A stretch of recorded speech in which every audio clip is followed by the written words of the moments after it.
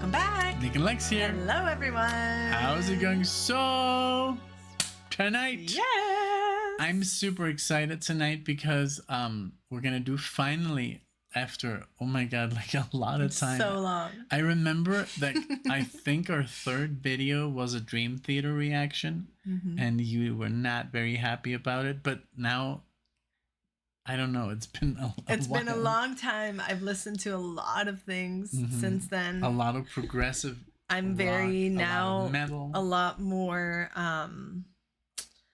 demanding of the music that I listen to. I feel yes. If we listen to a song like AC/DC, it's like I like it and I appreciate the simplicity of it, basically, because it's good, but it's simple. But now I'm like, I look for a lot of the things I feel that Dream Theater has. So I'm excited to listen to this. Yeah. So this is a very famous song on this album, on a very famous album, I would say. This is what put him on the map, Images and Words, 1992, right? 1992. 1992. And Metropolis Part 1, The Miracle of the Sleeper, that album spawned... that song spawned an entire album. Oh, wow. Which is basically based on this song. So, yeah. So after this, we have to do the album. Okay. Yes. Which is I think one of the best albums. We've heard you've heard Pull Me Under live. Yeah. We went to see them. I remember that. Another Day you've heard a cover of. Remember? Oh, A Leap. A Leap Bata. And then we've done on the channel Learning to Live and Under a Glass Moon. And I wanted to play You Take the Time Forever and Another Day as well, the original. I mean, this entire album is very good. Now, this is young James LaBrie. He sings very high. Okay. I know you're not the biggest LaBrie fan. We know that now. And we've said it. We've said it. I won't say it again. I won't say it in this video. Because I love James LaBrie. I don't like him that much live, but I grew up with this stuff and... like, I'm just used to him. It's like an acquired taste. You either like him or you don't. I've read that in the comments because I have expressed that before. And some of you are like, does she have to say it in every video? But, like, some people watch one and don't watch the other. So if I just, like, assume that you all know, you know, like, it's just weird. So, anyway, I'm just going to try to, like, listen to everything else, and also, but maybe listen to the good that stuff. The voice is a part of the and if they wouldn't have liked it, they wouldn't have recorded it. I think that's the best way to see it. Yeah. So, are you excited? 9 minutes of Dream Theater. I am excited. Are you ready? Yes. Need to go to the bathroom first? No. Okay. Because it's a long song. I don't think we're gonna pause, but we might. We should actually, but are we going to? Like, can I say like, oh, I need to say something, or if you do this, let's break. Okay. Because it's a long song. So if this is your first time watching us, please do us a favor, like the video, subscribe to the channel. There's what do they say? A plethora. I think I've never used that word in my entire life. There's a plethora of videos on this channel of all styles of music, metal, jazz, progressive, whatever, you know. Anything. Banana, coconut. We got it all. Here we go. Okay. 1, 2, 3.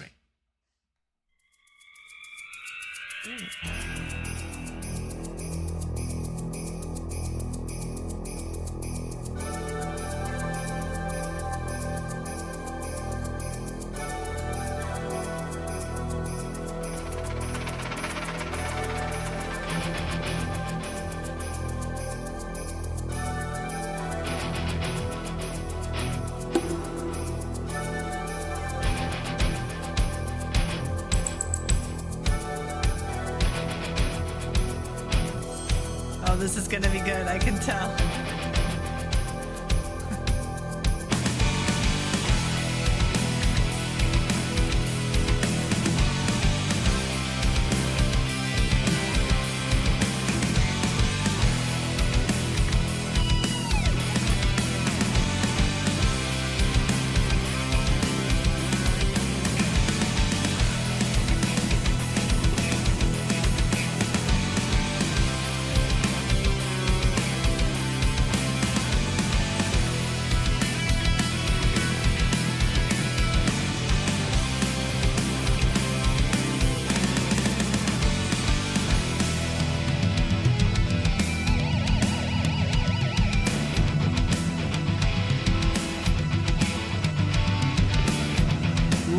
this here.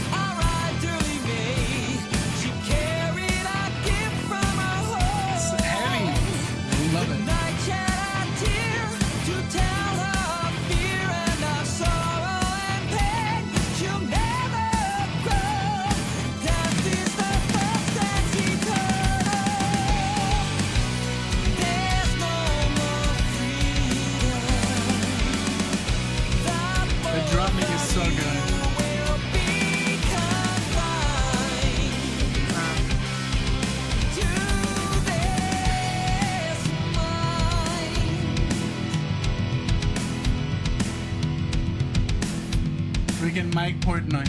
I was told there's a miracle for each day that I try. I was told there's a new love that's born for each one that has died. I was told there'll be no one to call the drums when I feel alone and afraid. I was told if you dream of the next world, you'll find yourself swimming in all it can say. As a child, I thought I could live without pain, without sorrow. As a man, I found it so caught up with me. I must admit that I'm so afraid.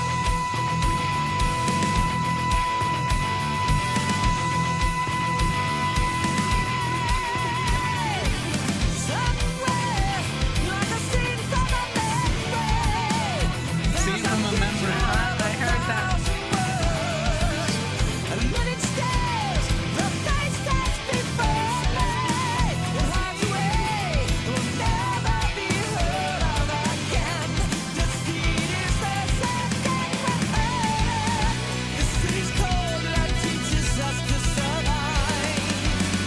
Just keep my heart in your eyes and we'll stay alive. The bird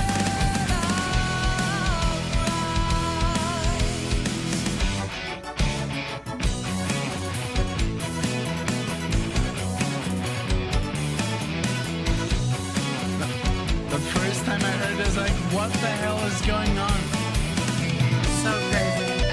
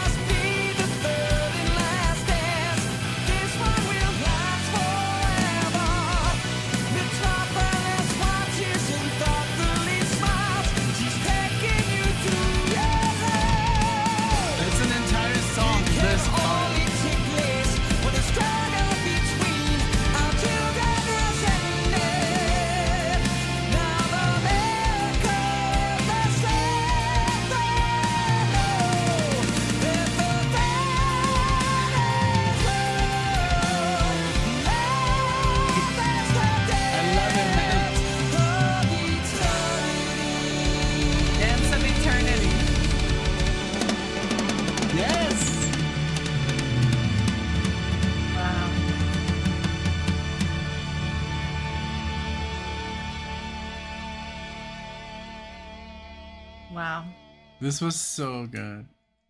And also, just by listening to this, I haven't heard this song in, I don't know, years. But I've heard the Metropolis Part 2 album so many times that I caught so many things. I love that you got the Dance of Eternity. Yeah, because we've done that one. Song. That's one of my favorite ones. And there's so much in this song that calls back to this. There was something lines else that you mentioned that I was like, oh. Yeah, when he says, she's taking you to your home. There's an entire song. It's on so that weird scale. that 7 years later they came up with. They were like, hey, remember that one track that we did? Let's expand on that. Like, let's make that. Yeah, let's make part 2. Oh, let's make it an entire album. So, but yeah, you got the floor, baby. What did you think? Oh my gosh, this was an experience. The middle part, just everything from the moment that it started. I loved it. The drumming, I really was taken aback, by the drumming. It's so mesmerizing the way that he has so much control, and I'm sure it's such a big set because there's so many different sounds, and yeah, maybe we should do it live one day. There's a cool live one on the DVD of Scenes of a Memory. No, it's called Scenes from New York, and obviously they play the entire album, but they also play this on the bonus features. Okay. And they play Learning to Live, and man. Yeah, but it was so good. The bass also was awesome. The keys, who was that? Was that Kevin Moore? Okay. Yeah. No Jordan Rudess yet. Okay. But did you like that middle section that so good.